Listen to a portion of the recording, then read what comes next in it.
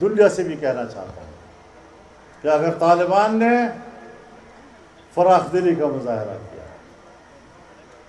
20 سال جنگ لڑنے کے باوجود افغانستان میں انہوں نے عام معافی کا اعلان کیا، باوجود اس کے انہوں نے ایک وسیع البنیاد حکومت بنانے کے نظریہ پیش کیا، ایک گنجائش پیش کی ہے، اس کا خیر مقدم ہونا چاہیے۔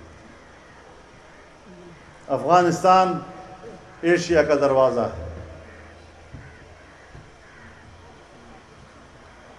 آسیا یک پے کرے آب و گلست،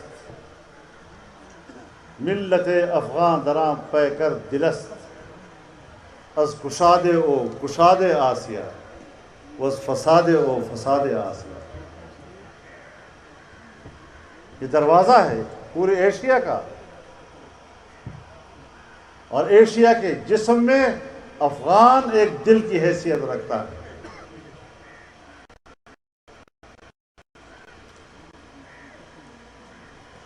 اگر یہ دل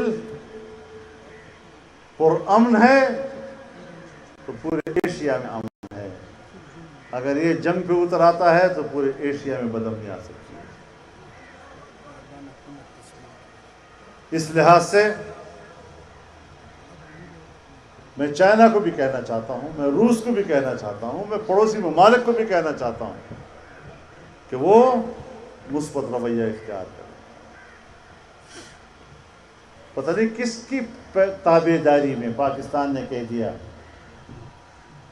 کہ ویٹ اینڈ سی، پتہ نہیں کیا لفظ کہا ہے انہوں نے، یہ ہے وہ پھس پھسا قسم کا موقف۔ آپ اپنی مجلسوں میں شاید اس کے لیے کوئی اور لفظ استعمال کریں، ہمیں اس طرح کے موقف نہیں چاہیے، یہ کمزور موقف ہے۔ افغانستان کا استحکام یہ پاکستان کے استحکام ہے، اس کا امن ہماری ضرورت ہے۔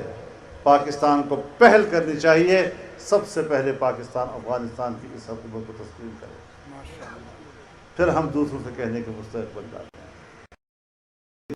عالمی قوتوں کا مثبت اشارات ہیں، روس کی بھی اشارات مثبت ہیں، چین کی بھی اشارات مثبت ہیں، اور انشاءاللہ اس روش پر دنیا چلے گی تو افغانستان طاقتور بھی ہوگا، مستحکم بھی ہوگا، اس کی معیشت بھی بہتر ہوگی، اور اس سے پوری دنیا کی معیشت کے راستے بھی کھلیں گے۔